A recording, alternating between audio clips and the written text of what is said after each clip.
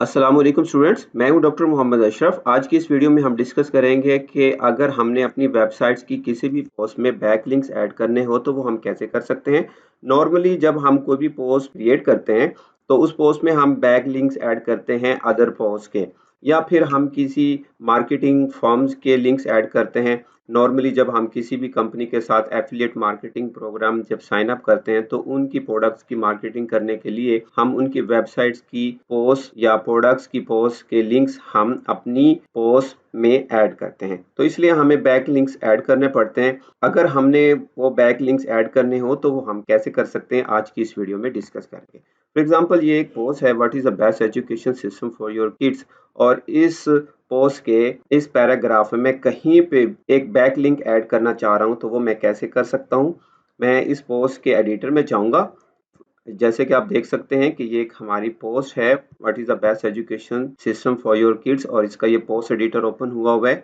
और मैं for example यहाँ पे इस फर्स्ट लाइन पे या किसी भी एक पर्टिकुलर वर्ड पे अगर मैं कोई बैक लिंक देना चाह रहा हूँ तो वो मैं कैसे दे सकता हूँ।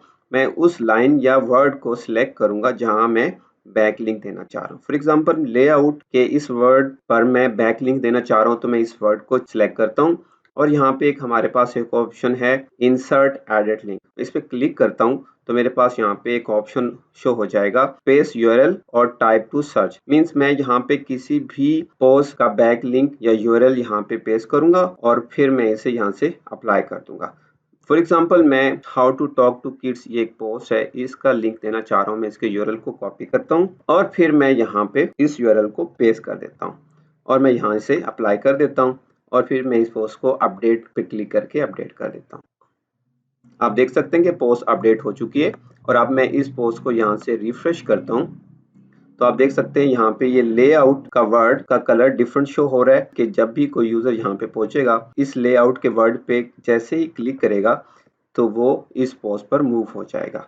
आप देख सकते हैं कि जैसे ही मैंने इस लेआउट के वर्ड पे क्लिक किया तो मेरे पास ये वाला पेज ओपन हुआ, जो कि एक डिफरेंट टैब में नहीं हुआ बल्कि सेम उसी टैब में ओपन हुआ है।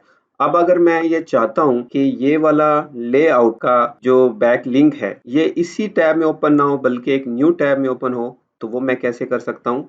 मुझे अगेन अपने पोस्ट एडिटर में जाना होगा और इस बैक लिंक को यहाँ से एडिट करना होगा। यहाँ पे इस पेंसिल के ऑप्शन पे क्लिक करके हम इसे एडिट कर सकते हैं और यहाँ पे एक के पास सिंबल शो हो रहा है लिंक ऑप्शंस। आप इस पे क्लिक करेंगे तो हमारे पास ये एक डायलॉग बॉक्स ओपन हो जाएगा। यहाँ पे एक ऑप्शन है open link in new tab.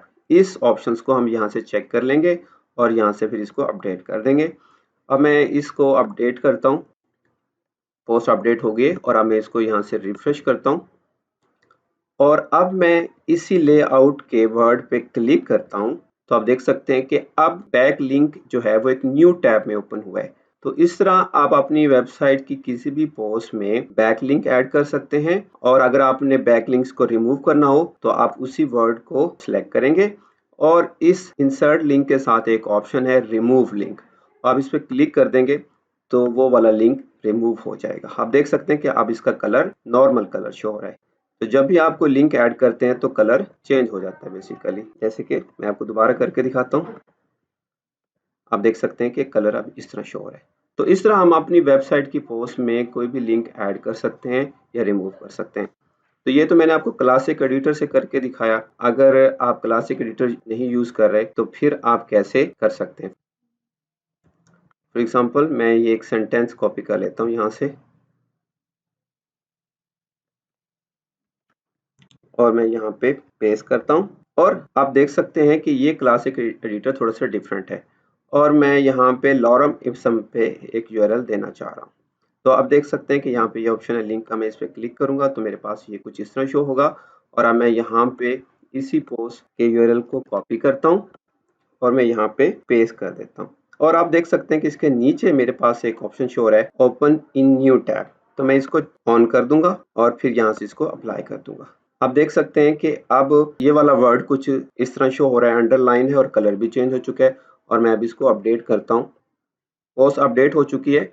मैं इस पोस्ट को यहाँ से रिफ्रेश करता हूँ और यहाँ पे आप देख सकते हैं कि एक न्यू लाइन ऐड हुई है इस पोस्ट में और अब मैं जैसे इस पे क्लिक करूंगा तो ये एक न्यू टैब में ओपन होगा। आप देख सकते हैं कि जब भी आप कोई पोस्ट क्रिएट करते हैं, आप उस पोस्ट को क्लासिक एडिटर से भी क्रिएट कर सकते हैं और आप उस पोस्ट को एक सिंपल एडिटर से क्रिएट कर सकते हैं। चाहे आप क्लासिक एडिटर से करें या सिंपल से करें, आपके पास ये वाला ऑप्शन होता है। जैसे कि क्लासिक एडिटर में आप देख सकते हैं यहाँ पे इंसर्ट का ये वाला ऑप्शन है और सिंपल एडिटर में आपके पास ये वाला ऑप्शन है। तो इस तरह आप किसी भी वर्ड या सेंटेंस को सिलेक्ट करके वहाँ पे यूआरएल अप्लाई कर सकते हैं और फिर उसे अपडेट करेंगे तो उस पोस्ट में वो बैक लिंक इम्प्लीमेंट हो जाएगा। आई होप आज की इस वीडियो में आप लोगों ने लर्न किया होगा कि कैसे हम बैक लिंक्स ऐड करते हैं और पर्टिकुलरली अगर हम बैक लिंक्स को न्यू टैब में ओपन करना चाह रहे हैं तो वो हम कैसे कर सकते हैं। अगर आपको ये वीडियो अच्छी लगी है तो प्लीज़ आप इस वीडियो को लाइक करें, शेयर करें और अगर आप चैनल पे न्यू हैं तो चैनल को भी सब्सक्राइब कर लें ताकि आने वाली नेक्स्ट वीडियोस आपको टाइमली मिलती रहें। टेक केयर, अल्लाह हाफिज़।